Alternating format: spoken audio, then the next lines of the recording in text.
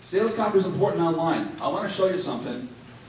A lot of us online marketers tend to argue and kind of pick at each other a little bit, but I'm only going to talk about my own personal experience because that's why you're here to listen to me. My experience is a little different than most people.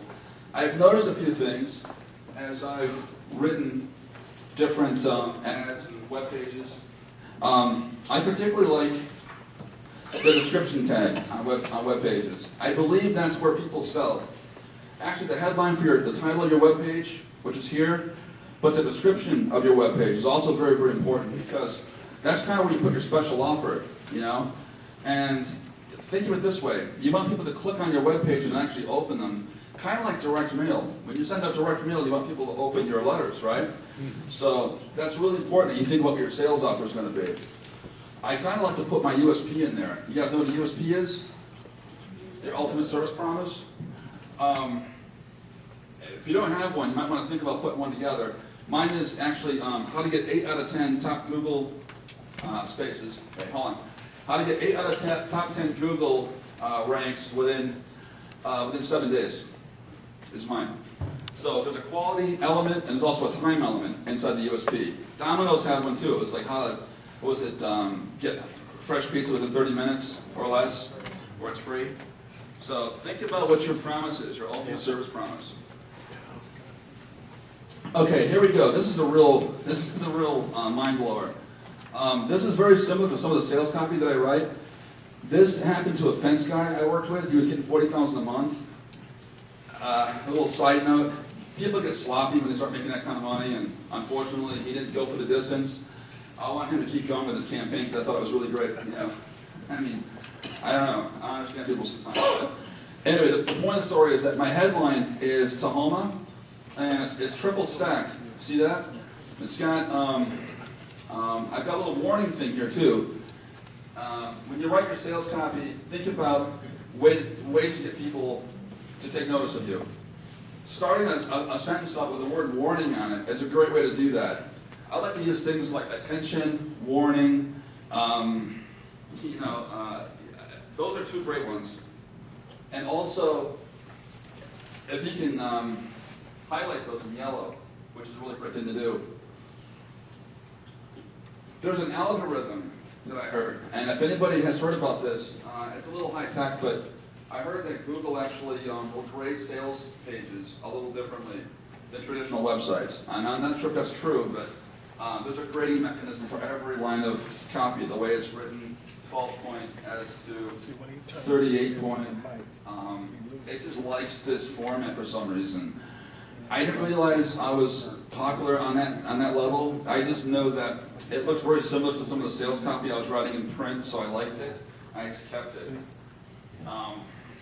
That's basically what you want to think about. Your heavy offer and what you're offering to people, you know. But the bold type is really, really important. There's nine parts of writing a sales letter. Your headline is definitely important, and you want to think about your headline, offering a problem or identifying a problem that's out there that you can fix. Start using bullet points after that, and start labeling the kind of problems that your customers might be facing. That's like step 3. And I like to introduce a solution that I'm offering for step 4, and start offering some proof of some of the things I've done, some of the kind of results that I can do for people.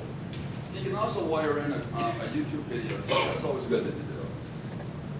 And notice that these are really great triggers right here. Black and the red type on the white. There's no fancy coloring. I just say what I have to say in very basic colors. I want to do that because I want to keep their focus. I want to keep them hypnotized as much as possible. And I want them to do 2 things. They can either read the entire sales page. You go to my website, tedcantu.com. That's TEDCANTU.com. You'll see how long that page is. It's real long. But I realize that not everyone's going to read all the sales copy. That's fine. If they can skim it and just get the basic idea of what I'm about, that's great too. I want to kind of work them up. Oh, when in doubt, steal. Where do you find the great words to write sales copy? You can go to and get a book like this. Go to Amazon.com. Words That Sell is a great book.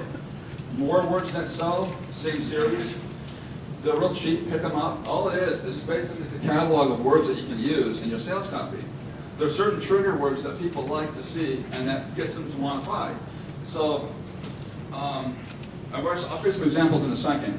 These are the basic 10 rules of copywriting. Whatever you're selling out there, you have to know your audience. And it's kind of like this. I like to jump in their imagination and turn on the ignition switch and take their mind for a joyride. That's what I like to do the most. There's a saying I came up with. If sales copy comes out of my printer, and if it feels like illegal money, like counterfeit money, not that I'm a counterfeiter, but if it feels illegal, you know you got a really great sales copy, because if it gets in the hands of your prospect, you know it's going to sell. It's a really weird feeling. The only way you're going to have that feeling is if you know your audience and start to write sales copy for yourself and test it. You got to test everything you do.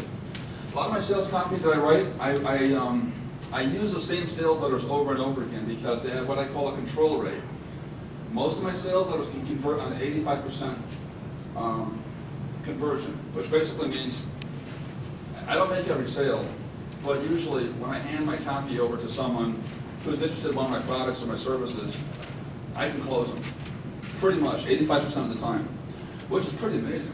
And I have no bosses, I have no middle management, I have no one I have to report to, so that's a very powerful place to put yourself in. But know your audience. Also, understand your product or service. We talked a little bit about USP, that's number 3, finding your principal selling position. And you want to write benefit-oriented copy. So think about benefits instead of getting into technically what your stuff does. A lot of times people like to write technically what their product or service is all about.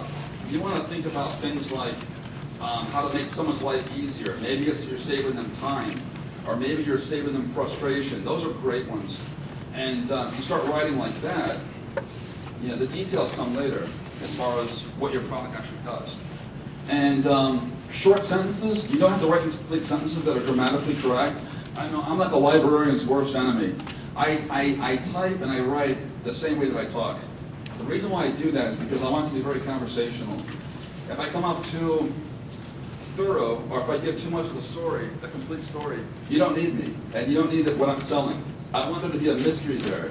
So I'm not going to tell you everything when you come to one of my sites. I'm only going to tell you what I want you to know. I want you to pick up the phone so we can carry the conversation over the phone or through an email, or I want you to order. So remember that one. And use formats that promote. You know, think headlines, because headlines is really what it's all about. It's the title of your web pages, titles of your blog posts, you know, and if you start working virally, the way I do, you know, think about sales copy, headlines, when you name your videos, and you send your videos out there, and they get picked up by other video search engines. It's this stuff really starts to add up after a while. And that's basically, you know, what you want to start thinking about.